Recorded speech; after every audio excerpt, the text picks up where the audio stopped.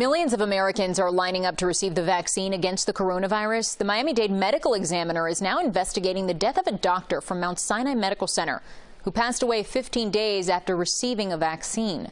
CBS 4's Peter Dench is live at Mount Sinai on Miami Beach with the story. Peter. Lauren, it's not known if Dr. Gregory Michael died as a result of taking the coronavirus vaccine. That's under investigation. His widow believes he did. Now, he was in private practice here at Mount Sinai Medical Center for 15 years as an obstetrician and GYN. He was a colleague, and I feel the loss of Dr. Michael quite deeply. Dr. Eileen Marty is saddened by the death of Dr. Gregory Michael. He reportedly received a Pfizer vaccine on December 19th and died between January 3rd and 4th. On Facebook, his widow, Heidi Neckelman, posted, "He was a very healthy 56-year-old, loved by everyone in the community, delivered hundreds of healthy babies, and worked tireless through the pandemic here at Mount Sinai Medical Center." On Facebook, she also said he initially sought medical care 3 days after receiving the vaccine because dots on his skin indicated internal bleeding, and died after suffering a stroke. He reportedly had an unusual condition that decreases the body's ability to clot blood and stop internal bleeding. In a statement, Pfizer said, "We are actively investigating this case, but we don't believe at this time that there is any direct connection to the vaccine.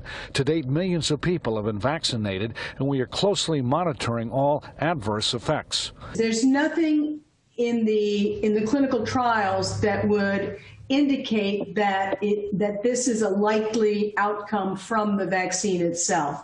That said, we're always learning new things, and this is a new situation, so we have to look into it very carefully. As more people get vaccinated, the CDC issues new guidelines on who should avoid it.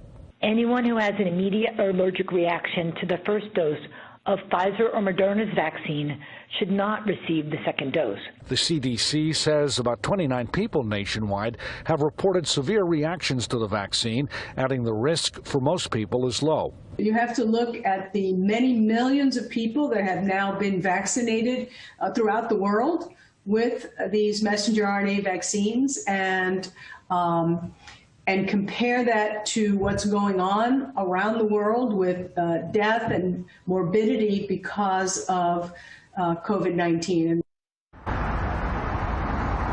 The Miami-Dade Medical Examiner's Office, the State Health Department, and the CDC are all investigating to see if the doctor's death was in fact tied to the coronavirus. Meanwhile, nationwide, more than 5 million people have had their first doses of the vaccine. We're live on Miami Beach. Peter Dench, CBS 4 News. Peter, thank you for